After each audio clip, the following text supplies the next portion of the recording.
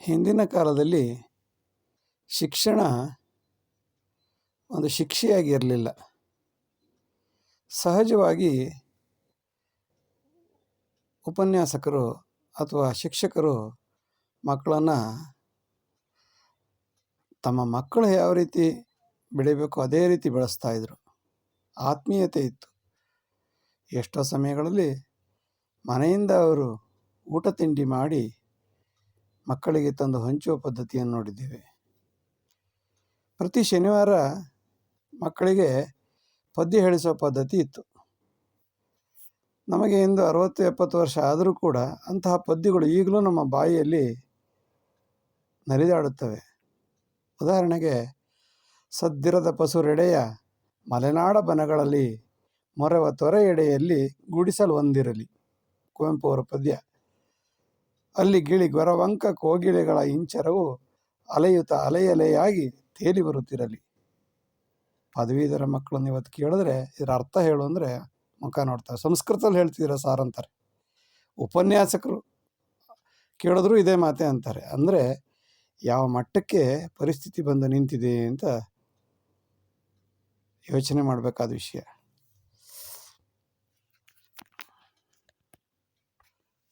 ಕಾನನದಿ ಮಲ್ಲಿಗೆಯು ಮೌನದಿಂಬಿರಿದು ನಿಜ ಸೌರಭವನ್ನು ಸೋಸಿ ನಲಿಪಿಂತಾನೆದ್ದು ದೀನತೆಯ ತೋರಿ ಅಭಿಮಾನವನ್ನು ತಳೆದು ಕೃತಕೃತ್ಯತೆಯ ಪಡೆಯುವಂತೆ ಉಪಕಾರಿ ನಾನು ಎನ್ನು ಉಪಕೃತಿಯು ಜಗಕ್ಕೆಂಬ ವಿಪುಲಾಶ್ರಯವ ನಳಿದು ಸುಫಲ ಸುಮ ಭರಿತ ಪಾದಪದಂತೆ ನೈಜಮಾದೊಳ್ಪಿನಿಂಬಾಳುವವಳು.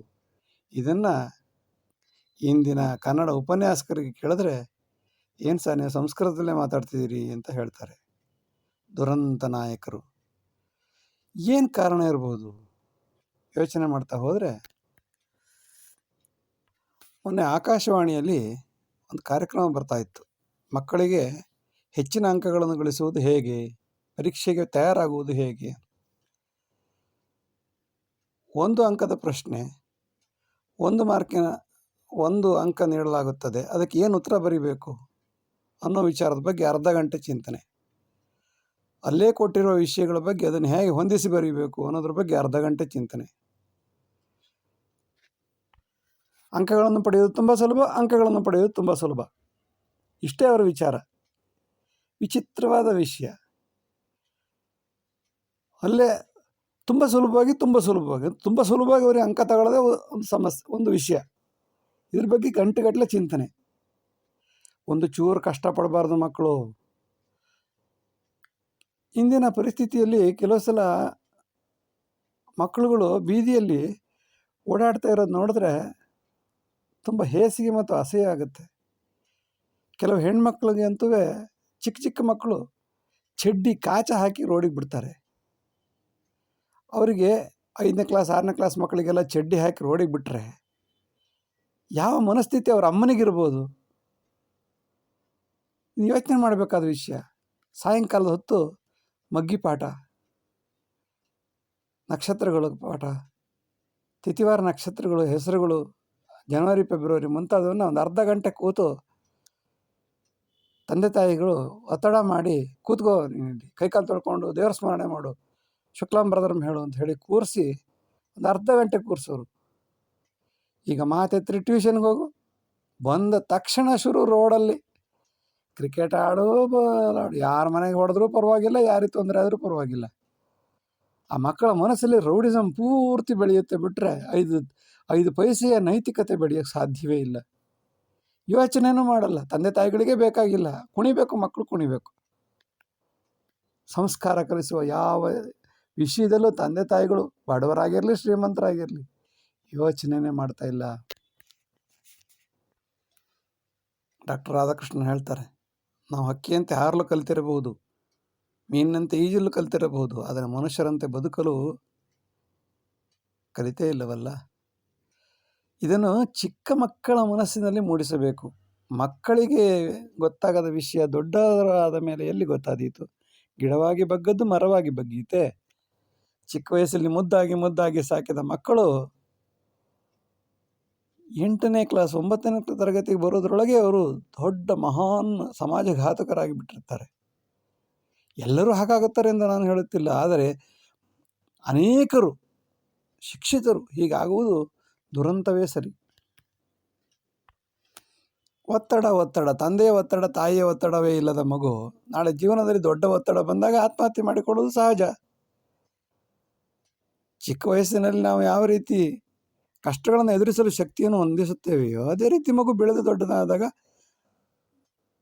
ಒಳ್ಳೆಯತನವನ್ನು ಬೆಳೆಸಿ ಎಷ್ಟೇ ಕಷ್ಟ ಬಂದರೂ ಸಹಿಸಿಕೊಳ್ಳುವ ಶಕ್ತಿಯನ್ನು ಕಲಿತುಕೊಳ್ಳುತ್ತಾನೆ. ಅದು ಬಿಟ್ಟು ಅವನಿಗೆ ತೊಂದರೆ ಆಗಬಾರ್ದು, ಹೊಡಿಬಾರ್ದು, ಬೈಬಾರ್ದು, ಏನು ಮಾಡಬಾರ್ದು. ಅವನು ಮಾಡಿದ್ದೇ ಸರಿ, ಅವನು ಮೊಬೈಲ್ ಉಪಯೋಗಿಸಿದ್ದೇ ಸರಿ. ಹೀಗೆ ಮಾಡಿ ಬಿಟ್ಟರೆ ನಾಳೆ ಅಪ್ಪ ಅಮ್ಮ ನಿನ್ನನ್ನು ಆತ್ಮಹತ್ಯೆ ಮಾಡಿಸುತ್ತಾರೆ, ನಿನ್ನನ್ನು ಮನೆ ಬಿಟ್ಟು ಓಡಿಸುತ್ತಾರೆ. ಇದನ್ನು ಯಾಕೆ ಅರ್ಥ ಮಾಡಿಕೊಳ್ಳುತ್ತಿಲ್ಲ ಎಂಬುದೇ ಆಶ್ಚರ್ಯಕರ ಮತ್ತು ಪ್ರಶ್ನಾರ್ಥಕವಾಗಿದೆ. ಪರೀಕ್ಷೆಗಳನ್ನು ಸುಲಭ ಮಾಡುವ ನಿಟ್ಟಿನಲ್ಲಿ ಅತ್ಯಂತ ಸರಳವಾಗಿ, ಪ್ರಶ್ನೆ ಎಂದರೆ ಅದು ತುಂಬ ಸೂಕ್ಷ್ಮವಾಗಿರ್ಬೇಕು, ಸರಳವಾಗಿರಬೇಕು. 35 ಮಾರ್ಕ್ಸ್ನ ಅಂಕಗಳನ್ನು ಪಡೆಯುವುದೇ ಅವನ ಉದ್ದೇಶವಾಗಿರಬೇಕು. ಅದರಲ್ಲೂ 20 ಮಾರ್ಕ್ಸು ತುಂಬ ಸುಲಭವಾಗಿರಬೇಕು, ಇನ್ನೊಂದು 10 ಮಾರ್ಕ್ಸು ಉಪನ್ಯಾಸಕರಿಗೆ ಕೊಡಬೇಕು. ಅಲ್ಲ, ಇದಕ್ಕಿಂತ ಸುಲಭವಾಗಿ ಅವನಿಗೆ ಅಂಕಪಟ್ಟಿಗಳನ್ನು ಇಷ್ಟು ಕ್ರಯಕ್ಕೆ ಎಂದು ಚಿಕ್ಕ 1ನೇ ತರಗತಿಗೆ ಬಸ್ಸು ಟಿಕೆಟ್ಗಳಿದ್ದ ಹಾಗೆ 1ನೇ ತರಗತಿಗೆ 50 ರೂಪಾಯಿ, 2ನೇ ತರಗತಿ ಪಾಸಾಗಲು 500 ಮಾಡಿ ಬಿಟ್ಟರೆ ರಗಳೆಯೇ ಇರುವುದಿಲ್ಲ. ಡಿಗ್ರಿ ಪಾಸಾದ ವಿದ್ಯಾರ್ಥಿಗೆ ಸಂಧಿ ಸಮಾಸ ಎಂದು ಹೇಳಿದರೆ ಸಮೋಸ ಎನ್ನುತ್ತಾನೆ. ಒಂದು ನಕ್ಕು ಬಿಡುತ್ತಾನೆ, ಬಿಟ್ಟರೆ ಬಹುವ್ರೀಹಿ ಸಮಾಸ, ಸವರ್ಣದೀರ್ಘ ಸಂಧಿ, ಎಂಡ್ ಸಂಧಿ, ಯಾವ ಸಂಧಿಗಳು ಕಲ್ಪನೆಯೂ ಇಲ್ಲ. ಹೋಗಲಿ, ಅ ಆ ಇ ಈ ಎಂದು ಸ್ಪಷ್ಟವಾಗಿ ಹೇಳು ಎಂದರೆ ಹಾ ಹಾ ಹಿ ಹಿ ಎಂದು ಹೇಳುತ್ತಾನೆ. ಆಸನಕ್ಕೂ ಹಾಸನಕ್ಕೂ ವ್ಯತ್ಯಾಸವೇ ಇಲ್ಲವೇ? ಎಂಥ ವಿಪರ್ಯಾಸ! ಶಿಕ್ಷಕರಿಗೆ ಎಷ್ಟೊಂದು ಸಂಬಳ! ಕೃಷ್ಣದೇವರಾಯನ ಕಾಲದಲ್ಲಿ ರಸ್ತೆ ಬೀದಿಗಳಲ್ಲಿ ಚಿನ್ನಾಭರಣಗಳನ್ನು ಮಾರುತ್ತಿದ್ದರಂತೆ, ವಜ್ರ ವೈಡೂರ್ಯಗಳನ್ನು ಮಾರುತ್ತಿದ್ದರಂತೆ. ಮೊನ್ನೆ ಒಬ್ಬ ಉಪನ್ಯಾಸಕರು ಹಾಗೆ ಹೇಳುತ್ತಿದ್ದರು. ಇಂದು ಏಕೆ ಮಾರಲಾಗುತ್ತಿಲ್ಲ ಎಂದರೆ ಎಲ್ಲ ಹಣವನ್ನು ಸರ್ವಶಿಕ್ಷಣ ಅಭಿಯಾನಕ್ಕೆ ಹಾಕಲಾಗುತ್ತಿದೆ. ಯಾವುದೇ ರೀತಿಯ ಪ್ರಗತಿ ಇಲ್ಲದ, ಯಾವುದೇ ರೀತಿಯ ಅಭಿವೃದ್ಧಿ ಇಲ್ಲದ, ಖ ಖ ಘ ಘ ಞ ಎಂದು ಹೇಳಲು ಬರುವುದಿಲ್ಲ, ಕ ಖ ಗ ಘ ಞ ಎಂದು ಹೇಳುತ್ತಾನೆ. ಸರ್ವಜ್ಞ, ಅಂಕ ವ್ಯತ್ಯಾಸವೇ ಇಲ್ಲದ ಜನ. ಕನ್ನಡ ಸಂಘ ಸಂಸ್ಥೆಗಳು ಎಲ್ಲಿಯೋ ಮಾಯವಾಗಿ ಬಿಟ್ಟಿವೆ. ಕೇವಲ ಲಾಭ ಗಳಿಸುವುದೇ ಅವರ ಉದ್ದೇಶವಾಗಿದೆ ಹೊರತು ಇಂತಹ ವಿಷಯಗಳನ್ನು ಚರ್ಚಿಸಲು ಸಮಯವೇ ಇಲ್ಲ. ಇಂದಿನ ಕಾಲದಲ್ಲಿ ಅನೇಕ ಯೂಟ್ಯೂಬ್ಗಳು ಬರುತ್ತಿರುವುದು ಸಹಜ. ಅದರಲ್ಲಿ ಕೆಲವರ ಭಾಷೆಯನ್ನು ಕೇಳಿದರೆ ಎಲ್ಲರಿಗೂ ಆದರದ ಸ್ವಾಗತ. ಎಷ್ಟು ಅಸಹ್ಯವಾಗುತ್ತದೆ ಎಂದರೆ ವಿಷಯ ಯಾರು ಒಪ್ಪಿಕೊಳ್ಳಲು ತಯಾರಿರುವುದಿಲ್ಲ. ನಾನು ಮಾಡಿದ್ದೇ ಸರಿ ಎಂದು ಹೇಳುತ್ತಾರೆ. ಎಂತಹ ಪರಿಸ್ಥಿತಿ! ಗಿಡವಾಗಿ ಬಗ್ಗದ್ದು ಮರವಾಗಿ ಬಗ್ಗಿಸಲು ಸಾಧ್ಯವೇ? ಹಳೆಗನ್ನಡ ಕಷ್ಟ ಎಂದು ಅದನ್ನು ಬಿಟ್ಟಾಯಿತು. ತನಯನೆಂದುಂಬಪ್ಪ ಹೊತ್ತಿಂಗೆ ಬಾರದಿರೆ ಮನ ನೊಂದಿದೇಕೆ ಕಳುಹಿದೆ ಎನ್ನ ಕಂದನೆಂದೇತ ಸುಯ್ಯುತ್ತ ಮರುಗುತ್ತ ಬಸುರಂ ಹೊಸೆದು ಕೊನೆವೆರಳ ಮುರಿದುಕೊಳ್ಳುತ್ತ. ಚಂದ್ರಮತಿಯ ಪ್ರಲಾಪ. ಅಂದು ಕಂಠಸ್ಥ ಮಾಡಿದ ಪದ್ಯಗಳು ಇಂದು ಕಂಠಸ್ಥ ಮಾಡುವುದೇ ಒಂದು ದೊಡ್ಡ ಅಪರಾಧ. ಅಂದು ಕಂಠಸ್ಥ ಮಾಡಿದ್ದು ಇಂದಿಗೂ ನೆನಪಿದೆ. ಯಾವ ಕಂಠಸ್ಥವೂ ಆಗಬಾರದು, ಯಾವ ರೀತಿ ತೊಂದರೆಯೂ ಆಗಬಾರದು, ಅಂಕಗಳು ಸಿಕ್ಕಿಬಿಡಬೇಕು, ಯಾವುದೇ CC ಕ್ಯಾಮ್ರಾಗಳನ್ನು ಇಡಬಾರದು, ಅವನು ಕಾಪಿ ಹೊಡೆದು ಏಕೆ ಇಷ್ಟೊಂದು ಕಷ್ಟ? ಗೋಳು ಮಕ್ಕಳನ್ನು ಏಕೆ ಸತಾಯಿಸುತ್ತೀರಿ? ಸುಮ್ಮನೆ ಬಸ್ ಟಿಕೆಟ್ ಹಂಚಿದಂತೆ ಹಂಚಿಬಿಡಿ. ನಿಮಗೂ ಸಂತೋಷ, ಅವರಿಗೂ ಸಂತೋಷ. ನಿಮಗೆ ದುಡ್ಡು ಬರುತ್ತದೆ, ಅವರಿಗೆ ಅನುಕೂಲವಾಗುತ್ತದೆ. ಹುಟ್ಟುವ ಮಗು 5-6 ಸರ್ಟಿಫಿಕೇಟ್ 10ನೇ ತರಗತಿ ಒಳಗೆ ಪಡೆದುಕೊಳ್ಳಲಿ ಬಿಡಿ, ದುಡ್ಡಿದ್ದವನು ಪಡೆದುಕೊಳ್ಳಲಿ. ಯಾಕೆ ಸುಮ್ಮನೆ ಇಷ್ಟೊಂದು ಕಷ್ಟ? ಡಾಕ್ಟರ್ ರಾಜ್ಕುಮಾರ್ 4ನೇ ಕ್ಲಾಸ್ ಫೈಲು ಅಂತ ಕೇಳಿದ್ದೆ. ಅವರು ನಿಂತು ಮಾಣಿಕ್ಯ ವೀಣಾ ಮುಪಲಾಲಯಂತಿ ಮದಾಲಸಾಂ ಮಂಜುಳ ವಾಗ್ವಿಲಾಸಾಂ ಮಹೇಂದ್ರ ನೀಲದ್ಯುತಿ ಕೋಮಲಾಂಗಿ ಮಾತಂಗ ಕನ್ಯಾ ಮನಸಾ ಸ್ಮರಾಮಿ ಎಂದು ಹೇಳುತ್ತಿದ್ದರೆ ದೇವಿಯೇ ಬಂದು ಪ್ರತ್ಯಕ್ಷವಾದಂತೆ ಕಾಣುತ್ತಿತ್ತು. ಇಂದು ಡಿಗ್ರಿ ಪಾಸಾದ, NET SLET ಪಾಸಾದ ಉಪನ್ಯಾಸಕರೇ ಕನ್ನಡವನ್ನು ಹೇಳಿದರೆ ಸಂಸ್ಕೃತ ಎಂದು ಭಾವಿಸುವ ಜನವಿದ್ದರೆ ಹಳೆಗನ್ನಡ ಮರೆತು ಹೋಯಿತು, ಹೊಸಗನ್ನಡ ಇಲ್ಲದಾಯಿತು. ಕನ್ನಡ ಪರಗಡ ಸಂಘಟನೆಗಳು ದುಡ್ಡಿಗೆ ಬಂದು ನಿಂತಾಯಿತು. ಎಲ್ಲಿಯ ಕಥೆ? ಎಲ್ಲಿ? ಒಬ್ಬ ಕವಯಿತ್ರಿ, ಒಬ್ಬ ಕವಿ ಒಂದು ಸ್ಪಷ್ಟವಾಗಿ ಹೇಳುವಂತಹ ಒಂದು ಪದ್ಯವನ್ನು ರಚನೆ ಮಾಡಿ ಬಿಟ್ಟರೆ ದೊಡ್ಡ ಸಾಧನೆ ಎಂದು ಪರಿಗಣಿಸುತ್ತಾರೆ. ಹಿಂದಿನ ಕಾಲದಲ್ಲಿ ಸಹಜವಾಗಿ ಎಂತೆಂತಹ ಕೃತಿಗಳು, ಕುವೆಂಪು ಅವರ ಕಾಲದಲ್ಲಿ, ಅಡಿಗರ ಕಾಲದಲ್ಲಿ ನೆನೆಸಿಕೊಂಡರೆ ಕಣ್ಣಲ್ಲಿ ರಕ್ತ ಸುರಿಯುತ್ತದೆ. ಏಕೆ ಹೀಗಾಯಿತು? ಯಾರು ಕಾರಣ? ಯಾರಿಗೂ ಪರಿಸ್ಥಿತಿಯನ್ನು ಬದಲಾಯಿಸಲು ಇಷ್ಟವಿಲ್ಲ. ಉಪನ್ಯಾಸಕರಿಗೂ ಪ್ರಶ್ನೆ ಪತ್ರಿಕೆಯನ್ನು ಕಷ್ಟವಾಗಿ ಕೊಡೋದು ಇಷ್ಟವಿಲ್ಲ. ಏಕೆಂದರೆ ಅವರೇ ಪುನಃ ಅದಕ್ಕೆ ಸ್ಕೀಮ್ ಆಫ್ ವ್ಯಾಲ್ಯೂಯೇಷನ್ ಮಾಡಬೇಕಾಗುತ್ತದೆ ಅಲ್ಲವೇ? ಅಂತಹ ಕಷ್ಟ ಯಾಕೆ? ಸುಲಭವಾಗಿ when milk is available freely why to purchase the cow ಎಂಬಂತೆ ಸುಲಭವಾಗಿ ಹಾಲು ಸಿಗುವಾಗ ಯಾರು ಹಸುಗಳನ್ನು ಕೊಂಡುಕೊಳ್ಳಬೇಕು? ಯಾವುದೇ ರೀತಿಯ ಬದಲಾವಣೆ ಅಗತ್ಯವಿಲ್ಲ. ಇದ್ದಂತೆ 50 ವರ್ಷ 100 ವರ್ಷವಾಗಲಿ ನಡೆಯುತ್ತಾ ಇರಬೇಕು. ಇದೇ ಉದ್ಯಮಶೀಲತೆಯ ದುರಂತ. ಎಲ್ಲಿಯವರೆಗೆ ಮಕ್ಕಳಿಗೆ ಉದ್ಯಮಶೀಲತೆಯನ್ನು ಕಳಿಸುವುದಿಲ್ಲವೋ, ತನ್ನ ಸ್ವಂತದಿಂದ ಕಾಲಿನ ಮೇಲೆ ನಿಂತುಕೊಳ್ಳಬೇಕು ಎಂದು ಹೇಳುವುದಿಲ್ಲವೋ, ಅಲ್ಲಿಯವರೆಗೆ ಬಿಟ್ಟಿ, ಉಚಿತ, ನೆಕ್ಕುವುದು ನುಂಗುವುದು ಇದರಲ್ಲಿಯೇ ಅಭಿವೃದ್ಧಿ ಎಂದು ಭಾವಿಸುತ್ತಾರೆ. ಕನ್ನಡವೇ ಬಾರದ ಮಂತ್ರಿಗಳು, ಕನ್ನಡವನ್ನು ಕೇಳಲು ಅಸಹ್ಯವಾಗಿರುವಂತಹ ವಾಗ್ಮಿಗಳು, ಇದರ ಬಗ್ಗೆ ಚಿಂತನೆ ಮಾಡದೆ ಮರಾಠಿಗರು ಬರುತ್ತಾರೆ ಎಂದು ಒತ್ತಡ ಹೇರುವ ಹೋರಾಟಗಾರರು. ಆಹಾ, ನೆನೆಸಿಕೊಂಡರೆ ಕಡೆ ಪಕ್ಷ ದೃಶ್ಯ ಮಾಧ್ಯಮವಾದರೂ ಚೆನ್ನಾಗಿದೆ ಎಂದು ಸಂತೋಷ ಪಡೋಣವೇ? ಮಾಮರವೆಲ್ಲೋ, ಕೋಗಿಲೆಯಲ್ಲೋ, ಎಲ್ಲಿ ಸ್ನೇಹ ಸಂಬಂಧ, ಎಲ್ಲಿಯದು ಏನು ಬಂದ, ಎಂತಹ ಹಾಡುಗಳು, ಎಂತೆಂತಹ ರಚನೆಗಳು. ನಾವು ಚಿಕ್ಕವರಿದ್ದಾಗ ಇದನ್ನು ನೆನೆಸಿಕೊಂಡರೆ ಇದನ್ನು ಬರೆದವರು ಯಾರು, ದೇವರೋ ಎಂದು ಅನಿಸುತ್ತಿತ್ತು. ಆದರೆ ಇಂದು ಅಲ್ಲಾಡಿಸು ಏನು ಅಲ್ಲಾಡಿಸ್ಬೇಕು? ಒಲೂಸ ಅಪ್ಪ ಅಮ್ಮನೇ ಲೂಸ್ ಮಾಡಿ ಅದನ್ನು ನೋಡಿದಂತಹ ಮಕ್ಕಳು ಖುಷಿ, ಸಂತೋಷವೇ ಸಂತೋಷ. ಇಂತಹ ಪರಿಸ್ಥಿತಿಯಲ್ಲಿ ಎಲ್ಲರೂ ನೀತಿವಂತರಾಗಬೇಕು, ಭ್ರಷ್ಟಾಚಾರ ಇರಬಾರದು, ಅತ್ಯಾಚಾರ ಇರಬಾರದು ಎಂದು ಭಾವಿಸುವುದಾದರೂ ಮೂರ್ಖತನದ ಪರಮಾವಧಿಯಲ್ಲವೇ? ಕೆಟ್ಟ ಕೆಟ್ಟ ಪದ್ಯಗಳನ್ನು ಯಾವುದೇ ಸಮಯದಲ್ಲೂ ಹೇಳುತ್ತಿರುವ ಮಕ್ಕಳು ಟೂರ್ಗೆ ಹೋದಾಗ ನೋಡಬೇಕು ನೀವು. ಬಸ್ಸಲ್ಲಿ ಎಷ್ಟೆಷ್ಟು ಕೆಟ್ಟ ಹಾಡು, ಬಿಲೋ ದ ಬೆಲ್ಟ್, ಚಡ್ಡಿಯ ಕೆಳಗಿನ ಎಲ್ಲ ಹಾಡುಗಳನ್ನು ಅಚ್ಚುಕಟ್ಟಾಗಿ ಹೇಳುವ ಚಿಕ್ಕ ಚಿಕ್ಕ ಮಕ್ಕಳು. ಅಯ್ಯೋ ದುರಂತವೇ! ಒಂದು ಪದ್ಯವನ್ನು ಬಾಯಿಪಾಠ ಮಾಡಿಸಬಾರದು. ಅಯ್ಯೋ, ನೊಂದುಕೊಳ್ಳುತ್ತಾನೆ ಮಗು. ಹ್ಯೂಮನ್ ರೈಟ್ಸ್ ಕಮಿಷನ್ ಮಕ್ಕಳಿಗೆ ಹೊಡೆಯಬಾರದಪ್ಪ. ಎಂತಹ ದುರ್ವಿಧಿ! ಮಕ್ಕಳು ಈ ಮೇಷ್ಟ್ ಉಪನ್ಯಾಸಕರನ್ನೇ ಹೊಡೆಯುವ ಸ್ಥಿತಿ ಬಂದರು. ಆಶ್ಚರ್ಯವಿಲ್ಲ. ಈಗಾಗಲೇ ಎಷ್ಟೋ ಕಡೆ ಬಂದಿದೆ.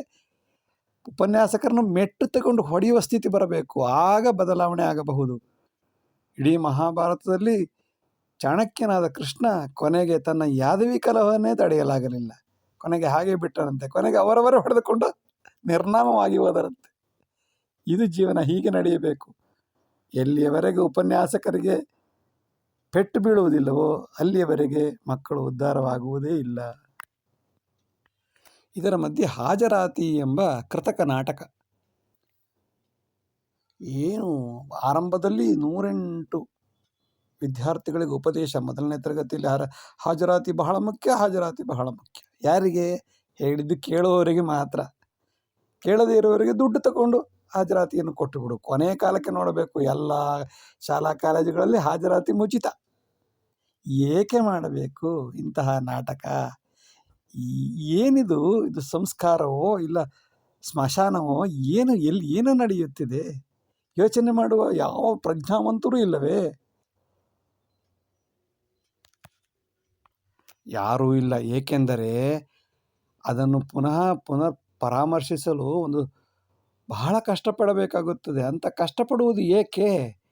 3 ವರ್ಷದ ಪ್ರಶ್ನೆ ಪತ್ರಿಕೆಗಳನ್ನು ಅದನ್ನೇ ಹಾಕಿ ಪುನಃ 4ನೇ ವರ್ಷಕ್ಕೂ ಮೊದಲನೇ ವರ್ಷದ ಪ್ರಶ್ನೆ ಪತ್ರಿಕೆಯನ್ನು ಹಾಕುವುದಾದರೆ ಏಕೆ ಕಷ್ಟಪಡಬೇಕು? ಹೊಸ ರೀತಿಯ ಪ್ರಶ್ನೆಗಳನ್ನು ಏಕೆ ತಯಾರು ಮಾಡಬೇಕು?